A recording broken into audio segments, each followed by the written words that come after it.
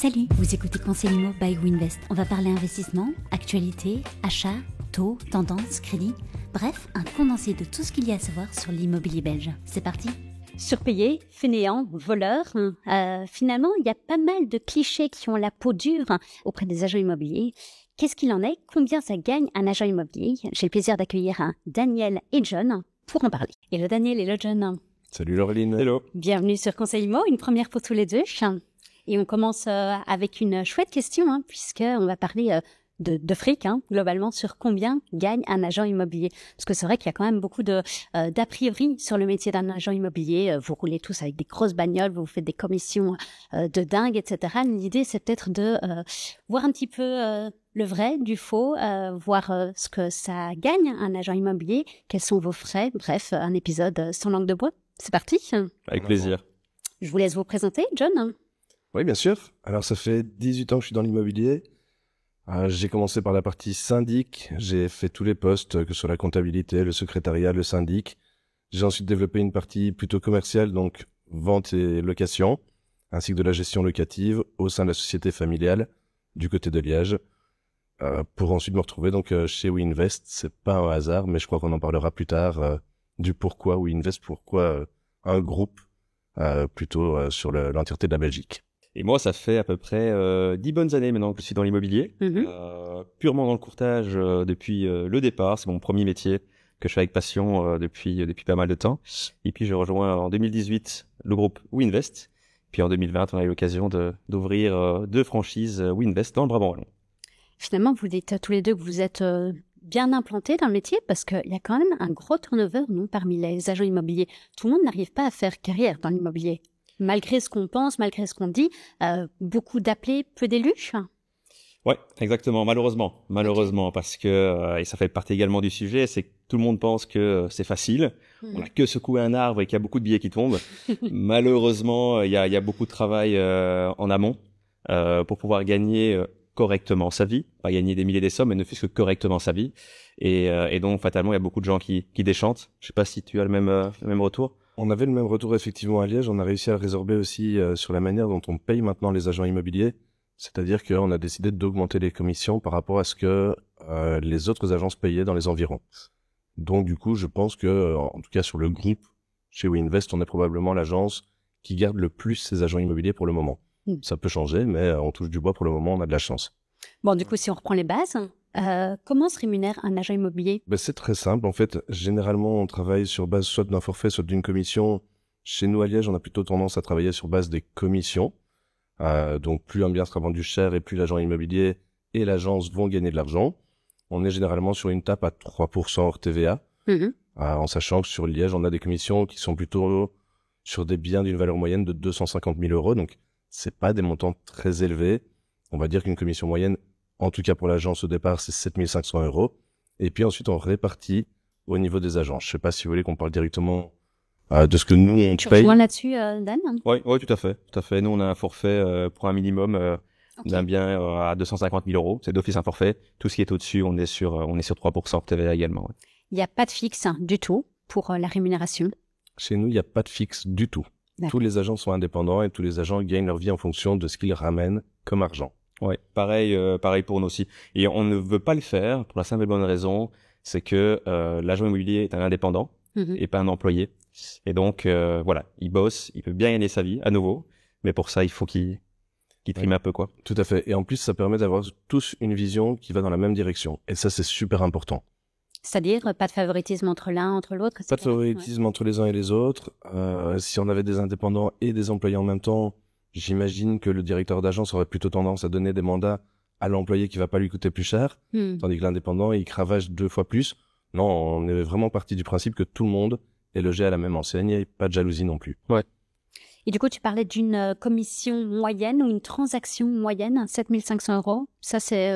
Pour nous, à Liège, en tout cas, c'est la tape. Ouais, nous, on est, dans le Brabant wallon, on est un peu plus. On est certainement aux alentours des 12 500, 13 000 euros de commission moyenne, ouais. Et du coup, la différence entre les régions, elle est uniquement sur le montant du bien et du coup de la commission finale, où il y a des différences régionales en termes de commissionnement aussi. Je pense qu'en Belgique, de manière générale, en termes de commission, c'est ce qui est conseillé par l'IPI, donc notre ordre professionnel. Il conseille 3% hors TVA. Ok. Maintenant, ce qui fait vraiment la vraie différence, c'est le prix de l'immobilier. Et fatalement, comme on a un pourcentage, plus le bien est cher, au plus la commission est élevée, quoi. C'est quoi une bonne année en tant qu'agent immobilier en termes de CA? Alors une bonne année, là je vais vraiment rentrer dans le vif du sujet beaucoup plus concrètement. En gros, chez nous, un agent immobilier va être payé par palier. C'est-à-dire que jusqu'à 100 000 euros, il va avoir 50% de commission ou de rétrocommission pour lui. Mmh. Entre 100 000 et 150 000 euros, il va passer à 60%. Et puis, on estime que vis-à-vis de l'agence, au-delà de 150 000 euros de chiffre d'affaires annuel, il a fait son taf. Il est subvenu aux besoins de l'agence en suffisance.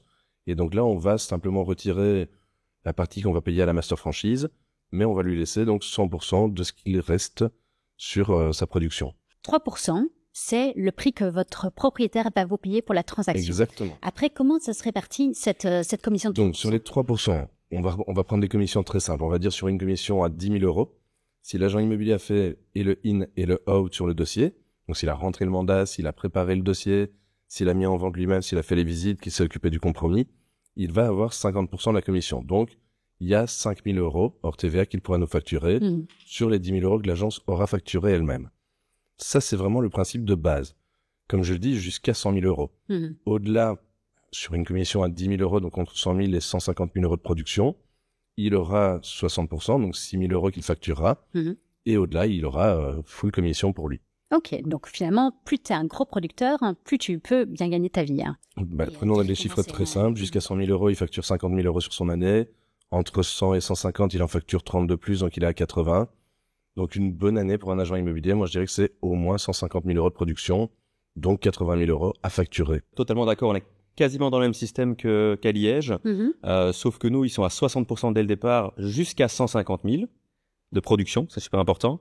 Et puis il y a un cap, donc le cap c'est 150 000 et puis eux ils facturent effectivement. On ne marge plus. En tant qu'agence, on ne marge plus parce qu'on estime qu'il a assez apporté en tant qu'agent immobilier à l'agence pour subvenir effectivement à tous les frais nécessaires au bon fonctionnement de l'agence, quoi. D'accord. Et finalement, ces 150 000, ça correspond à combien de biens vendus sur une année? Du coup, nous, c'est très simple. Tu divises par 7 500, donc ça fait 20. Ok. Oui, une vingtaine de biens, en sachant que de temps en temps, ce sont des biens que c'est l'agence qui leur apporte le bien, ou le mandat. Okay. Donc là, effectivement, au lieu d'avoir 50%, ils ont plutôt 25% à ce moment-là. C'est quoi les frais que peut avoir un agent immobilier au quotidien et qui va devoir déduire finalement cette commission? Il y en a beaucoup des frais et même avant ça, il y a beaucoup de gens qui confondent aussi le brut et le net. Ouais. C'est-à-dire que les gens vont penser que ce qui est facturé, ça va directement dans notre poche, comme tu le disais, mais c'est pas du tout le cas. Vas-y, balance.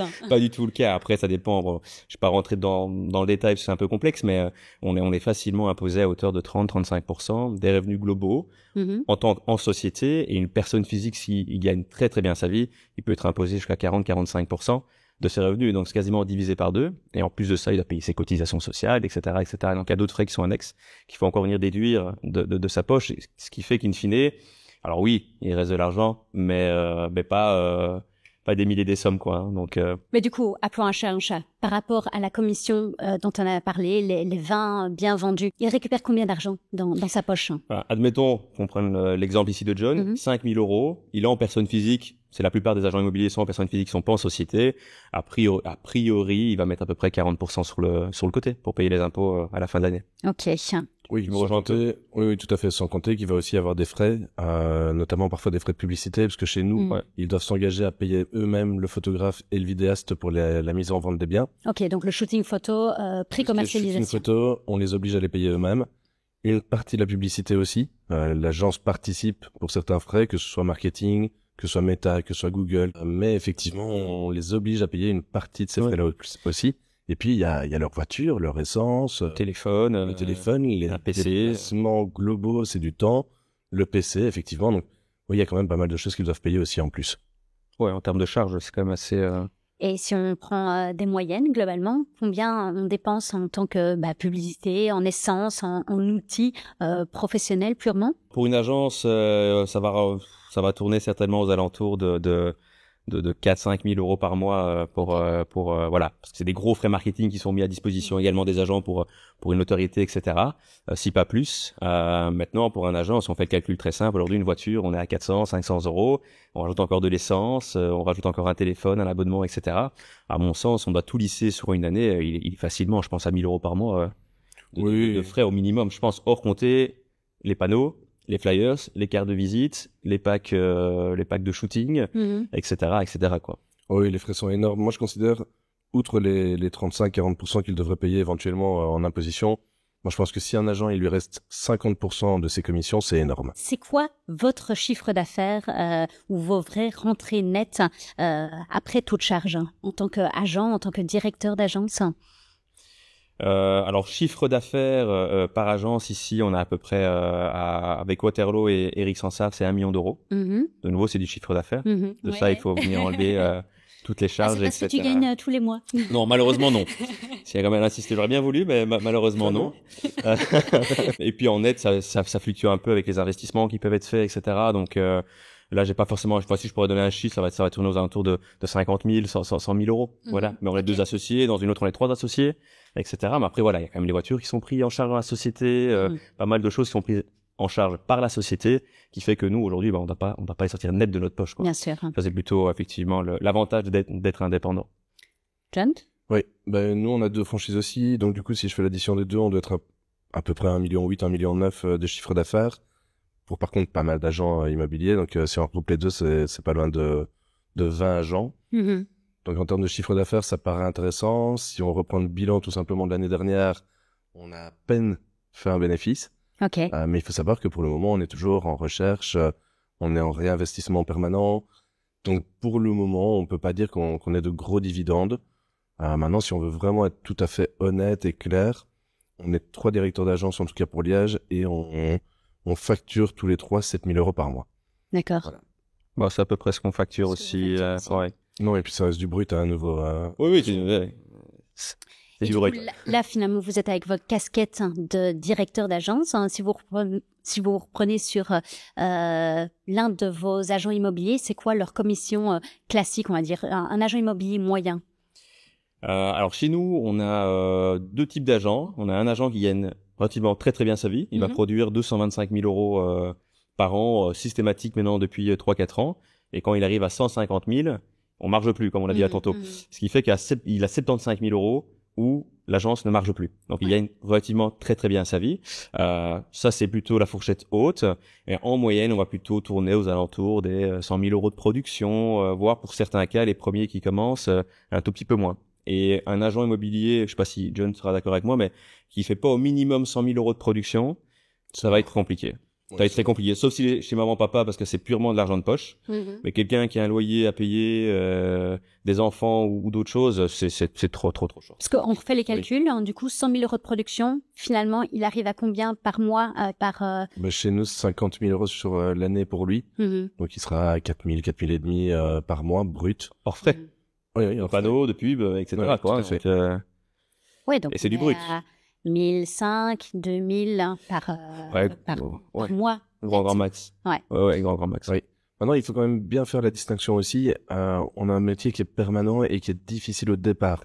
Donc, pour nous, en tout cas, les agents qui commencent chez nous, déjà le temps de rentrer un premier mandat, d'arriver à trouver un acquéreur, il faut encore que la condition suspensive soit levée, que la personne puisse passer son acte. On va déjà être sur une période de 6 mois. Donc, quelqu'un qui commence dans l'immobilier, les 6 premiers mois, en général, il a rien du tout. Il n'a pas une seule facture qui sort et il a déjà des frais à payer. Donc ça, il faut en être conscient. Deuxième chose, en général, au bout de la 2e année, tu peux commencer vraiment à te dire, allez, là j'ai un portefeuille qui commence à tourner, il faut continuer à l'alimenter, il faut continuer à prospecter, parce que sinon, c'est la grosse erreur que font la plupart des agents. Ils ont prospecté, ils ont rentré 3 biens, ils arrêtent de prospecter, ils vendent les 3. Les 3 sont vendus, qu'est-ce qui reste? Il faut recommencer à 0. Non. Il faut vraiment bien calculer, faire attention d'avoir un turnover assez régulier et important. Et donc, effectivement, nous, au bout de 2 ans, on peut considérer qu'un agent immobilier commence à gagner sa vie correctement en facturant les fameux, alors on va dire effectivement, comme tu le disais, Dan, entre 100 et 150 000 euros de production sur l'année, donc entre 50 et 80 000 euros qu'il va pouvoir facturer, donc de nouveau du brut.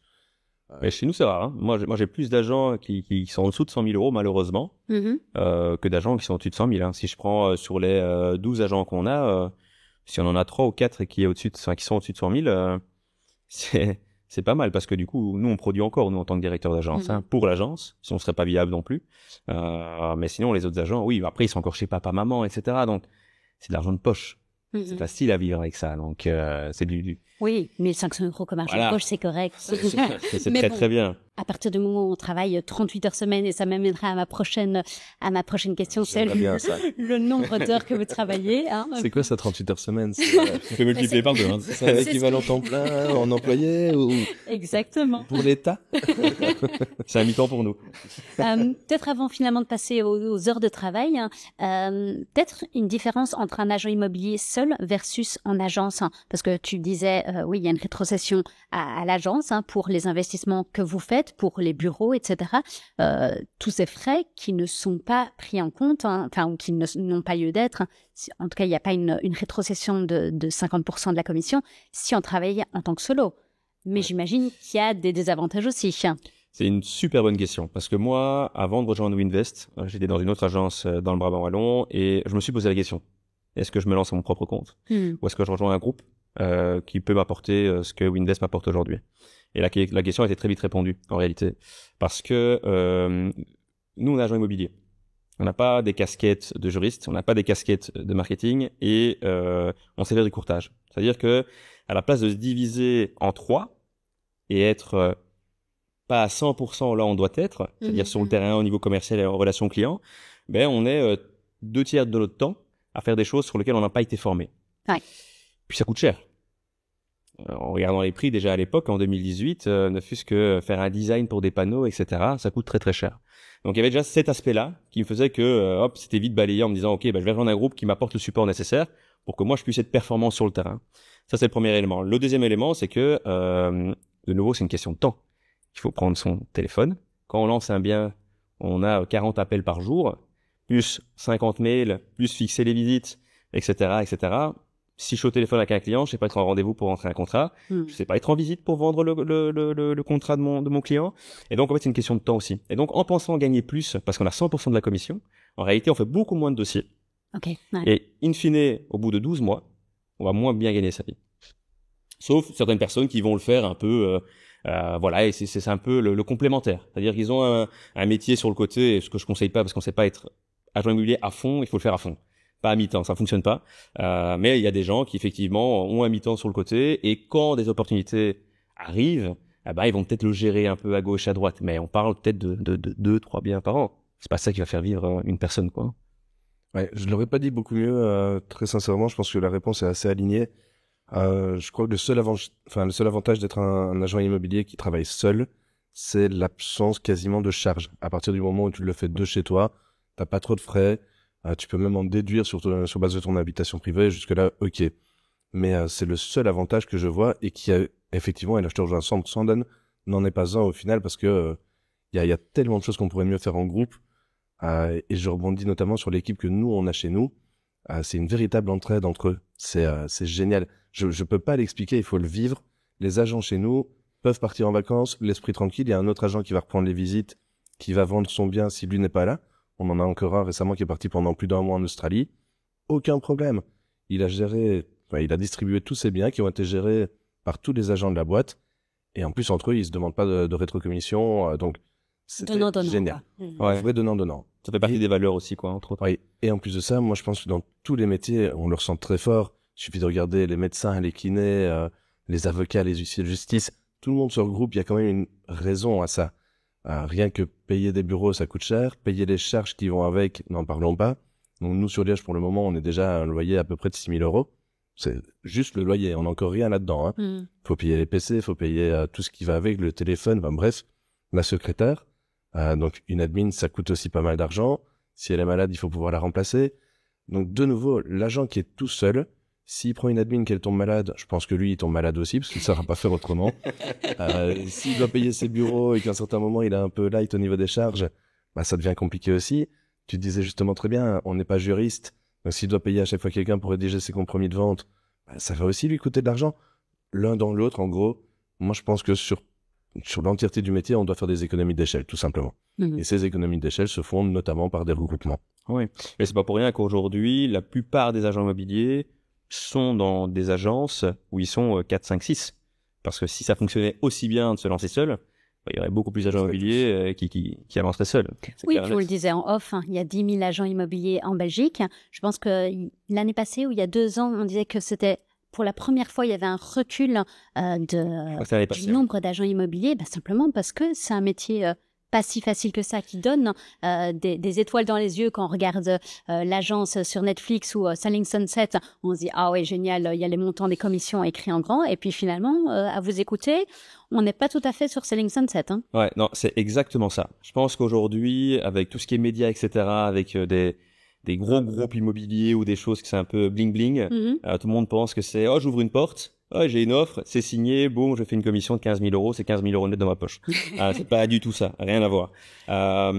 Donc non, c'est alors parmi les 10 ou 11 000 agents immobiliers, il faut savoir qu'il y en a certainement 3-4 000 qui sont inactifs, c'est-à-dire qu'ils n'exercent pas ou qui exercent très très peu de manière très très sommaire. Ouais, il y a des syndics aussi. Ouais, il y a à peu près combien de syndics? 2-3 000? Peut-être 2000, et en réalité, des vrais agents immobiliers actifs, il doit y en avoir 3-4 000. Okay. Donc, si c'était un métier où c'était facile de gagner de l'argent en travaillant peu, il y a moyen de gagner de l'argent, hein. Attention, je dis pas qu'on gagne pas de l'argent, c'est pas ça que je dis, mais il faut bosser pour récolter les fruits. Mais si on ne bosse pas, il n'y a pas de fruits qui tombent, ça c'est clair et net. Et parmi ces 2-3 000 agents immobiliers, si maintenant ça fonctionnait aussi bien, il y aurait tout simplement plus. Mais non, il faut bosser. Et c'est pas juste un 38 heures semaine, on n'arrive pas au bureau à 10 heures du matin et on repart à 16 heures. Non, on arrive certainement à aller, on va dire, à 8 heures pour commencer à appeler les clients à une heure correcte. Mais des fois, on est là jusqu'à 20 heures, 21 heures. Donc, si on fait des fois 60 heures semaine, et le week-end compris, et le samedi avec les visites et tous les tracas qu'on peut avoir aussi. Donc, non, c'est pas si évident que ça. Elle vous colle à la peau dans votre quotidien, finalement, cette image d'agent immobilier qui gagne de l'or en barre? Oui. Auprès de vos clients ou auprès de vos proches, parfois, ceux qui connaissent pas nécessairement la nature de vos finances. Ceux qui ne connaissent pas le métier, effectivement, pensent toujours qu'on gagne énormément d'argent. Ceux qui sont dedans comprennent très vite que la réalité est tout autre. Oui, et ça me fait penser à un petit reel que vous avez publié cette semaine-ci, où on voit Julien, donc ton collaborateur, qui est non-stop au téléphone pendant ses vacances. Et je pense que ça a été une grosse tendance sur Instagram, sur TikTok, de ces agents immobiliers qui sont non-stop au téléphone. Et je pense que ça, c'est la réalité, votre réalité, la réalité de vos proches, c'est ne jamais ne pouvoir décrocher. Oui, parce qu'en fait, le client, il signe une convention de vente. Donc, lui, ce qu'il attend, c'est un résultat. Et il paye pour ça. Donc, fatalement, lui, il attend à ce que l'agent immobilier soit tout le temps présent H24. Je mets ça entre des guillemets. Et donc, du coup, moi, ici, je suis revenu de vacances il y a de ça une semaine. Je suis revenu lundi. Il y a eu des appels où j'ai dû les traiter. Certes, je les ai dispatchés à la bonne personne pour que ça soit pris correctement en charge.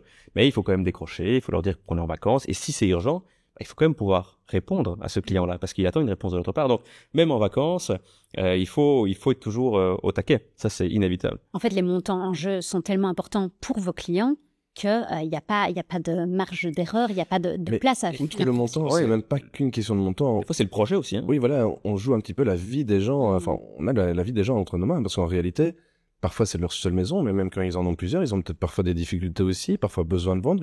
Ils ont peut-être un autre achat sur le feu, un crédit pont. Donc, pour toute vente, on a intérêt à se donner à fond. Ok.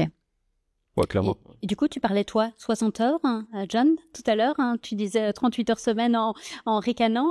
On est à quoi? Non, on peut pas compter nos heures quand on est dans l'immobilier. Alors, il va y avoir des périodes un petit peu creuses, on le sait, les grandes vacances, par exemple, ou alors les vacances de Noël en général. Mais le reste du temps, il faut être au taquet tout le temps, il faut travailler. Il faut effectivement répondre sans arrêt aux clients, en vacances, sans être en vacances, peu importe. Et ça, nos partenaires doivent le comprendre. Et puis, nous aussi, on a une casquette en tant que directeur d'agence où on a des clients à gérer parce qu'on les gère encore, en tout cas pour ma part. Et puis, on a aussi ce côté management avec nos agents qui ont besoin d'un support, qui ont besoin d'aide, qui ont des questions aussi au niveau immobilier. Et en réalité, ce sont aussi nos clients, nos agents. Et donc, il faut pouvoir leur apporter du service et une réponse dans un délai qui est relativement court parce que s'ils n'ont pas de réponse pendant 2 semaines, il faut leur dire, OK, mais qu'est-ce que je fais ici? Qu'est-ce que cette agence apporte aussi? Vous faites comment pour trouver des mandats? Il y a des prospections qui sont mises en place avec les agents et ça, on leur apprend à faire... Prospection, c'est-à-dire cold calling? Alors, notamment cold calling, on a fait aussi parfois du porte-à-porte. Ça fonctionne très bien. Ouais. Savoir quels sont les habitants de la région qui vendent un bien. Donc, pas forcément attaquer les gens tout de suite au porte-à-porte en disant est-ce que vous vendez vous-même votre bien? On a quelqu'un pour vous. C'est pas vrai. Il faut arrêter de mentir aux gens. Mais en tout cas, faire des recherches par zone. Il y a parfois le tout de boîte aussi qui peut fonctionner.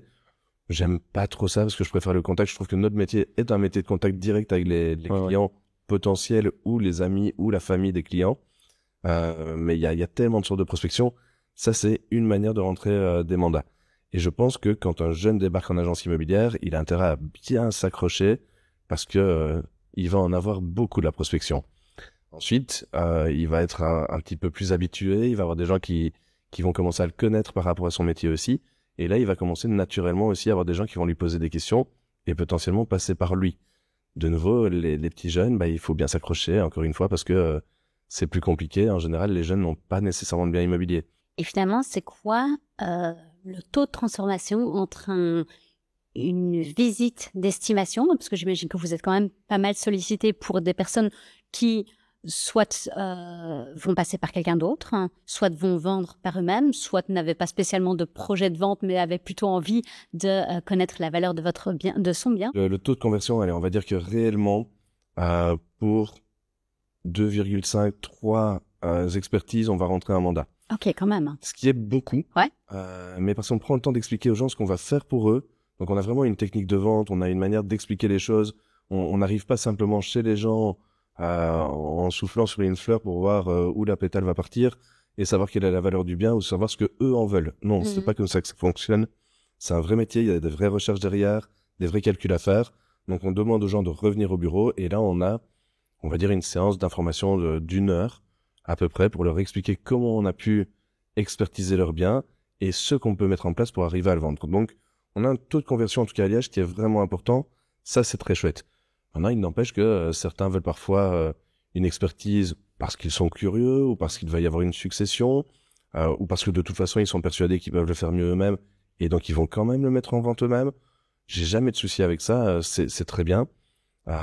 Qu'ils n'hésitent pas à nous recontacter s'ils n'arrivent pas à travailler le bien comme on aurait pu le faire pour eux. T'es pas rancunier? Non, parce que je vais même leur donner des conseils, même s'ils veulent le faire eux-mêmes. Franchement, je peux tout à fait comprendre. On a toujours cette impression, et c'est comme ça dans tous les métiers de service, que ce qui va être mis en place n'est pas suffisant. Tu vas acheter une paire de chaussures, tu la mets le premier jour, tu vas avoir mal aux pieds, mais elles sont tellement belles que tu es content de les avoir achetées.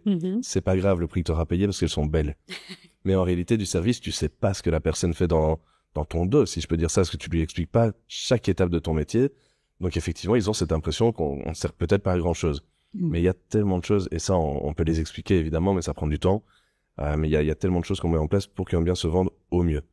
Donc c'est important vraiment de prendre le temps d'expliquer aux gens pour les expertises. Et ensuite, effectivement, comme je disais, les curieux, les successions, etc. Et on peut pas plaire à tout le monde non plus, tout simplement. Donc il y a des gens qui vont passer par d'autres agences immobilières. Ce que je leur souhaite, c'est que l'agence immobilière chez qui ils iront fera autant d'efforts que nous, tout simplement. Est-ce que vous refusez parfois des clients des ventes, Bien simplement? sûr. Ouais. Ok. Ouais. Alors, vous êtes regardés tous les Ouais. deux. Ouais. au début, alors pour vous avouer, au début je ne le faisais pas. Je prenais ça comme un challenge en me disant ouais c'est bon, ouais, je vais aller, je prends le challenge, c'est un bon cas d'école. Et au fur et à mesure des années, je refuse. Ça m'est déjà arrivé de refuser parce que. C'est quoi les raisons du coup? Alors il y a plusieurs raisons. Ça peut être soit le prix. Il a entendu dire que la maison voisine s'est vendue 200 000 € plus cher que ce que je l'ai estimé. Et j'estime que son bien ne vaut pas ce prix-là. Et donc là, c'est vraiment un prix qui est déraisonnable, où je sais que il va perdre de l'argent, le propriétaire va perdre son temps, je vais perdre de l'argent, je vais perdre mon temps, et au final, ça va mal se passer. Parce que la relation de confiance ne va pas être installée du début jusqu'à la fin. Et puis, dans d'autres cas, c'est juste le feeling qui passe pas. Ok. Ça peut être le feeling, ça peut être des personnes qui peuvent nous prendre de haut, en pensant qu'on est un peu, je caricature un peu, mais on est un peu le sous-fifre ou l'esclave, et que comme il paye quelque chose, on doit être à la botte. Et voilà, moi j'aime pas fonctionner comme ça. Moi je dis souvent, on est dans le même bateau tous ensemble. Le but c'est d'arriver à un même résultat, c'est de faire en sorte que la transaction se finalise en toute sécurité et dans les meilleures conditions. Voilà, que le propriétaire soit satisfait, que l'acquéreur soit également satisfait. Mais si je vois que le feeling aujourd'hui il va pas passer, ou que c'est quelqu'un ou une personne qui est très pompe énergie, je vais plus prendre ce temps-là pour cette personne-là. Je préfère la prendre pour d'autres personnes où je sais que ça va bien se passer. D'accord. Oui, il faut peut-être expliquer aussi, parce que pomper l'énergie pour quelqu'un qui ne connaît pas dans le métier, ça peut paraître un peu bizarre. Il faut pas oublier qu'on a des personnes âgées aussi, donc je suis persuadé que tu l'as pas dit dans ce sens-là, mais pour pomper l'énergie, moi, la personne un peu plus âgée qui a besoin d'être assurée tous les 3 jours et qui m'appelle, j'ai aucun problème. Je vais lui répondre, évidemment. On est d'accord. Avec grand plaisir. Par contre, il y a une expression qui est toujours vraie quasiment. C'est que quand on achète, c'est génial à dire, mais c'est toujours trop cher. Et quand on vend, c'est jamais assez. Et ça, c'est quelque chose qui revient de plus en plus souvent à l'heure actuelle et encore plus depuis le Covid. C'est que pour les gens, ils ont toujours l'impression que leur bien vaut beaucoup plus que la réalité. Là, effectivement, moi, c'est le stop, c'est le haut là que je mets. Alors, on parle pas de 10, 15, 20 000 euros de plus. On pourrait encore considérer que c'est une marge de négociation, hein, donc ça, c'est pas trop grave. Oui. Ça dépend de la valeur du bien. Mais un bien qui est à 150 000 euros et les gens en veulent 300 000, j'arrête. Comme tu dis, il y a une relation de confiance à avoir au départ. Les gens vont être frustrés, vexés que ça ne se vende pas après. Donc j'estime que là, on n'arrivera pas à s'entendre et à travailler correctement ensemble. Il y a quand même toujours ce stéréotype qui colle à la peau de l'agent immobilier qui va surestimer le bien pour rentrer le mandat, quitte à après pouvoir faire des diminutions successives. Il y a des gens qui vont toujours penser qu'on surestime pour rentrer le bien, mais il y a des gens qui pensent toujours qu'on sous-estime pour le vendre plus vite. Donc en réalité, c'est d'abord une question de confiance. Oui, non, mais c'est vraiment une question de confiance avant tout avec le client. Et c'est comme je te le disais tout à l'heure, nous, on fait vraiment venir les clients à l'agence. Ça prend à peu près 1 heure, mais c'est l'heure la plus importante. On va leur expliquer comment on est arrivé donc à ce prix-là. On va leur montrer des chiffres. On va leur montrer le prix des biens tels qu'ils se sont véritablement vendus et pas ce qu'on voit sur ImoWeb, parce que ça aussi, c'est un peu trompeur. Donc, c'est terminé, effectivement, d'avoir, comme tu le disais très bien, la maison voisine qui s'est vendue soi-disant 200 000 de plus, alors qu'en réalité, c'est peut-être pas du tout 200 000, c'est peut-être 50 000 de plus. Et il y a peut-être des raisons aussi à cette valorisation supérieure de la maison voisine. Donc non, cette relation de confiance, elle doit passer par des chiffres et des explications claires. Oui. Et des fois, même quand on vend rapidement, alors que c'est bien estimé, on a eu une salle de visite, mais on a su négocier, faire augmenter les offres, etc. Même quand c'est vendu en quelques jours, ça s'est vendu trop vite, vous l'avez sous-estimé. Et donc la commission n'est pas forcément justifiée. Donc voilà, ça peut être des sujets de discussion avec un propriétaire qu'on peut avoir de temps en temps et qui en soi peut paraître. Je comprends qu'il puisse penser ça parce qu'il est pas dans le métier, il voit pas tout ce qui est fait forcément en amont. Et donc pour lui c'est juste ils ont mis une annonce et c'est vite vendu. Donc heureusement c'était pas ça le métier d'agent immobilier. Et si c'est pour faire ça à ce moment-là, faites-le vous-même, que le propriétaire le fasse lui-même. Parce que ça sert à rien de passer par une agence immobilière, c'est pour mettre une affiche, un panneau et ouvrir une porte. Donc c'est pas du tout ça notre métier. Mais voilà, il y a plusieurs cas de figure qui peut faire en sorte aussi que on veut bien travailler ou pas. Heureusement, je pense que dans la plupart des cas, je dirais quasiment 95%, j'accepte bien évidemment de travailler avec mes clients. Et eux aussi acceptent avec nous, parce que des fois, ça peut être le feeling aussi du client. Voilà, on n'a pas un feeling, il est peut-être il y a trop d'énergie, il préfère quelqu'un de plus âgé pour un certain type de bien. Bon voilà, il y a plusieurs types d'a priori qui peut apparaître aussi. Oui, faut pas oublier, et je te rejoins à 100% aussi. Tu parlais justement du travail en amont. En réalité, avant d'être une agence immobilière, moi j'ai un peu l'impression qu'on est devenu une agence de communication aussi. Donc quand je dis qu'un bien va se vendre trop vite, je suis pas d'accord avec toi, parce que si j'allais faire moi-même les photos, et je suis nul pour ça avec mon GSM, je suis désolé, on n'aurait pas autant de monde qui viendrait non plus visiter nos biens. Tandis que le fait de travailler avec des vrais professionnels, avec des gens qui font un véritable shooting photo, une mise en valeur aussi au niveau de la vidéo, le fait de prendre le temps maintenant de ranger aussi à chaque fois un bien avant de le présenter, fait que je trouve qu'on arrive à vendre beaucoup plus rapidement. Ça veut pas dire qu'on vend moins cher, plus cher. Ça veut dire qu'on arrive à véritablement avoir des délais de vente beaucoup plus courts. Ça, c'est important aussi. Tu prêches une convaincue, mais globalement, le travail, il est fait en amont pour vous simplifier la vie en aval et attirer les bonnes personnes. Il suffit de prendre aussi l'exemple de donner un maximum d'informations dans les annonces. Tu fais déjà un tri sélectif et du coup, c'est toutes ces visites-là que tu n'auras pas parce qu'elles sont pas qualifiées. Oui, ça fait. Et en fait, la visite va servir à confirmer l'idée que l'acquéreur et toutes les informations qu'il a eues au préalable. Et c'est pour ça qu'effectivement, les visites sont relativement de bonne qualité. Parce qu'il a reçu un livret, il a vu des photos, il a vu une vidéo, il a eu quelqu'un au téléphone pour prendre un rendez-vous qui lui a posé des questions. Et donc, c'est déjà trié sur le volet dès la source. Mais finalement, ça contribue à cette image qu'on peut avoir des agents immobiliers qui font 3 visites et empochent une commission de 7 500, 9 000, 10 000 euros. C'est très rare. Il faut arrêter de penser ça. Oui, bien sûr. C'est vraiment très rare. Ça peut arriver une fois ou l'autre. Après, il faut pas oublier aussi qu'on a un portefeuille de clients. Donc, de temps en temps, on sait que pour un bien qui est juste, on a autant de clients derrière qui recherchent ce type de bien. On a d'ailleurs une base de données qui va servir à ça avec des mariages automatiques. Donc, oui, heureusement que l'agence immobilière va pouvoir apporter ce petit plus aussi et de se dire que de temps en temps, l'acquéreur, on l'a déjà. Et tant mieux. Ça veut pas dire que ça doit rattraper pour une commission qu'on va diminuer du coup à 2500 €, toutes celles qu'on a ratées sur le côté, ou tous les clients potentiels qui avaient l'air d'être bons dans la base de données, mais qui n'aiment pas cette maison-là. Donc non, il y a un vrai travail derrière et je trouve que chaque maison mérite un salaire décent pour la mettre en vente et surtout pour la mettre en avant. C'est important. Tu me tends une perche là. Les ventes qu'on a ratées, ça veut dire que finalement, dans les biens que vous allez rentrer en portefeuille, c'est quoi le pourcentage de réussite ou les biens que finalement qui vont pas être commercialisés? Et ça veut dire aussi pas de vente, vu que vous êtes payé à la commission, pas de rémunération. Donc c'est des frais que vous avez injectés qui une vente à perte. Il est très faible en tout cas. On n'a pas 5% de déchets, on va dire, dans les ventes. Parce qu'en général, on les suit vraiment correctement jusqu'au bout parce que l'explication préalable était bonne, comme je l'ai déjà expliqué, sur le prix de vente réel. Mais c'est vrai que j'ai tellement de gens qui me disent parfois, on a déjà vu 3 agences immobilières, il y en a 2 autres qui m'ont donné un meilleur prix que le vôtre.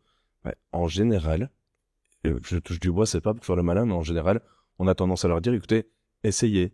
Par contre, s'il vous plaît, faites-moi une promesse, si c'est pour diminuer le prix, revenez chez moi. Et les gens qui reviennent chez nous, en général, sont plutôt contents en nous disant, bon voilà, on a essayé, et puis ça reste des gros sous, donc on voulait avoir les 50 000 € de plus, soi-disant en poche, mais ils ont juste perdu du temps.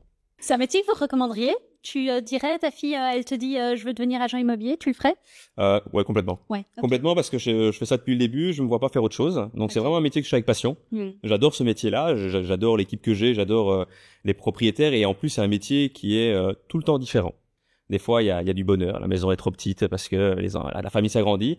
Alors des fois, c'est un peu plus compliqué, c'est un divorce, un décès, mais c'est systématiquement différent, on n'a jamais les mêmes personnes en face, donc c'est hyper varié, donc ouais, je recommanderais, très chouette. 100%, pareil. Chouette. Après, c'est un métier de rencontre, donc il faut aimer les gens, sinon ça ne sert à rien. Faut être sociable aussi. Vente aussi, oui, voilà, exactement. C'est un métier de vente aussi, donc il faut quand même être bon là-dedans, mais moi, quel bonheur de rencontrer des gens différents tout le temps, et de garder contact aussi, ça c'est super. C'est quoi la plus grosse galère, et si on reste dans la thématique du podcast, la plus grosse galère financière que peut apporter ce boulot? La plus grosse galère financière, je crois que c'est le début. Ouais, je pense que le début, ça doit être le plus dur, et d'être seul. Seul, ça, franchement, moi, je pourrais pas.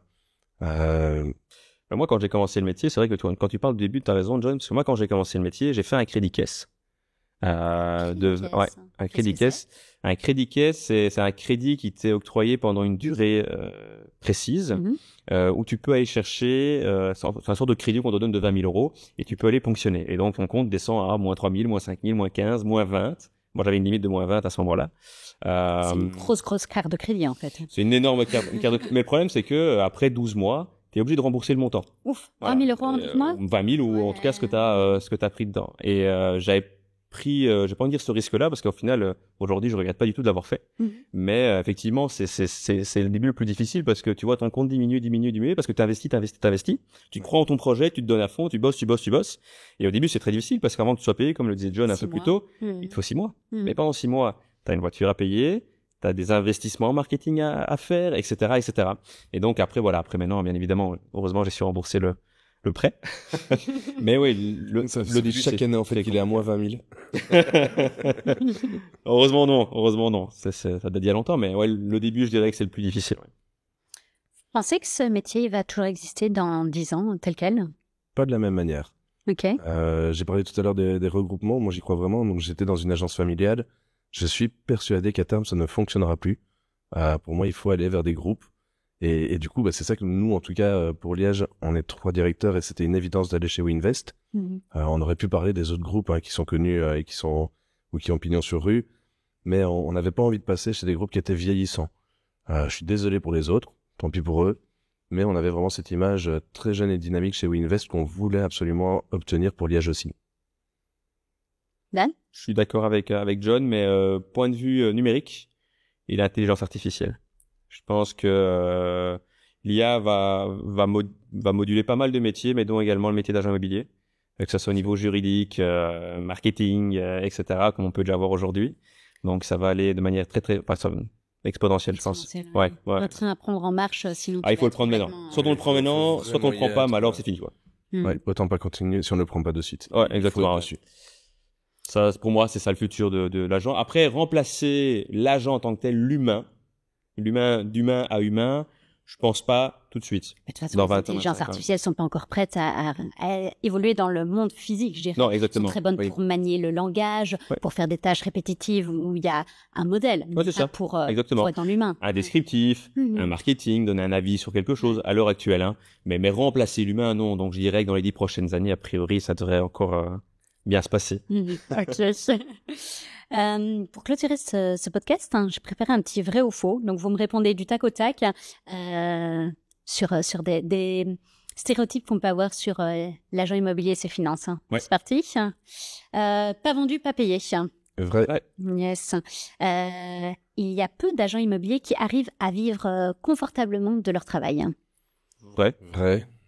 Oui, vrai et faux, mais c'est difficile. Et en tout cas, sur tous ceux qui commencent, il y en a très peu qui arrivent effectivement à en vivre à terme parce qu'ils n'ont pas le courage de continuer. Le seuil critique, vous pensez, à se dire, ok, je le tente et puis au bout d'un an, 2 Si ans. vous regardez dans une classe d'école maintenant, ils commencent, ils sont une centaine et en général, il y en a 15 qui sortent grand maximum et qui vont pas tous être agents immobiliers en plus. Et dans les 15, il y en a 5 qui vont faire leur stage EPI. Et dans les 5 qui font leur stage EPI, il y en a peut-être un qui va être agent immobilier le restant de sa vie, quoi. Hein. Donc, donc ça fait une belle. L'écrémage, il est bien plus important que dans les facs de médecine ou de droit où tu es censé regarder à gauche, à droite en disant, ok, ton voisin à droite, à gauche, ben il y en aura que un de vous Mais trois. tu avais raison avec ce que tu disais tout à l'heure, sorry hein, Dan. En réalité, les jeunes à l'heure actuelle, ils sont persuadés qu'ils vont avoir tous les mois 5000 nets qui va tomber. Et ils pensent pas aux charges, ils savent pas ce que ça signifie. Donc pour eux, un agent immobilier, c'est quelqu'un qui est riche. Et en tout cas, les écoles à l'heure actuelle font bien leur travail, en tout cas pour les agents immobiliers, parce que maintenant, elles les préviennent au préalable avant la première année en disant, les gars, arrêtez de rêver, redescendez de votre nuage, c'est terminé, hein, les 5000 € par mois sans rien foutre, et en se réveillant à 11h du matin tous les jours, en terminant à 13h ou en étant au resto à partir de midi. Non, bien. Faut arrêter de déconner. C'est bien parce que les écoles le font, en tout cas à Liège, c'est le retour qu'on en a des étudiants.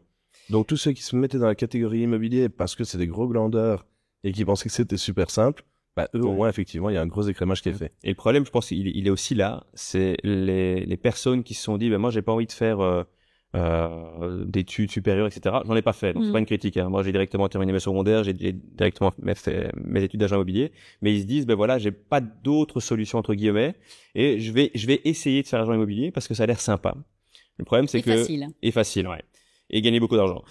Le problème, c'est que c'est pas facile, on gagne pas forcément beaucoup d'argent, et c'est pas juste essayer qu'il faut faire. C'est soit tu le fais à fond, ça fonctionne, soit tu le fais pas à fond. Et même à 90%, 80%, ça va pas fonctionner. Et donc, fatalement, on se retrouve en première année avec beaucoup d'élèves, effectivement, au final, à la sortie, il n'y en a peut-être que un, quoi. Ok, prochain vrai ou faux.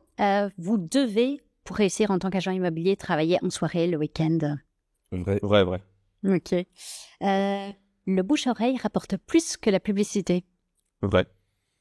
Faux. Plus à l'heure actuelle, je pense. Le bouche à oreille fonctionne très très bien quand tu es bien établi.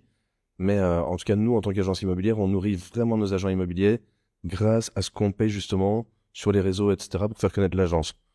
Donc moi, j'ai tendance à dire faux. Là, maintenant, le marketing paye plus que le bouche à oreille.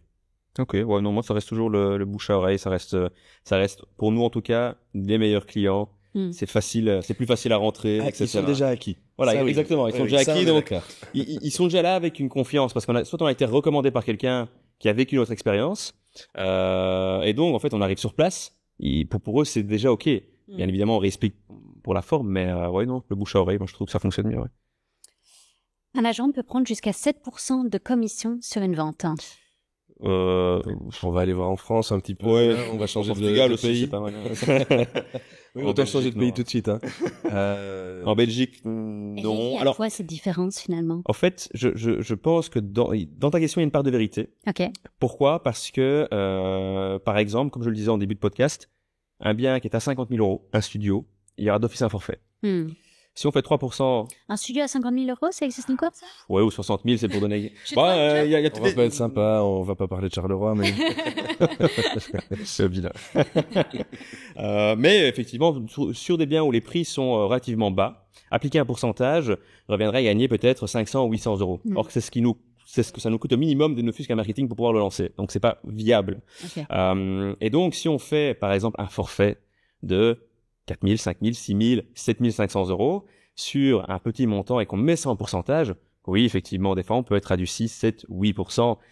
Voilà. De 5 000 euros sur un bien 50 000, on sera à 10%. Ouais. Voilà, alors oui, ça calcule ça. Totalement excessif si on parle en termes de commission et de pourcentage. Mais non, il y a effectivement des frais fixes qu'on va avoir à chaque fois. Ça va nous coûter de l'argent de mettre un bien en vente. Donc, on ne peut pas faire autrement. Non. Mais voilà, en règle générale, c'est 3%, pas 7%. Okay. Si les gens veulent bien travailler avec moi à 7%, ils peuvent m'appeler. Et alors, une petite dernière, on parlait de Charleroi. Votre voiture vaut plus qu'un appartement à Charleroi? Alors moi, il faut que ce soit vraiment un mini appartement. Je suis pas sûr qu'on ait une cave à ce prix-là, parce que moi, c'est une Smart. Ok. Tu vas pas dans le cliché, Dan? Oui. Ok. Ouais. Je pense. Je roule pas en Porsche, je roule pas en Ferrari, mais je pense quand même, ouais. Le niveau, t'es pas cool pour les Carolos, ouais. Mais écoutez, moi j'ai fait le tour de toutes mes questions. Je sais pas s'il y a quelque chose que vous voulez rajouter. C'est un plaisir d'être là. Ouais. Vraiment. À Charles-de-Revanche. Ah bah oui, clairement.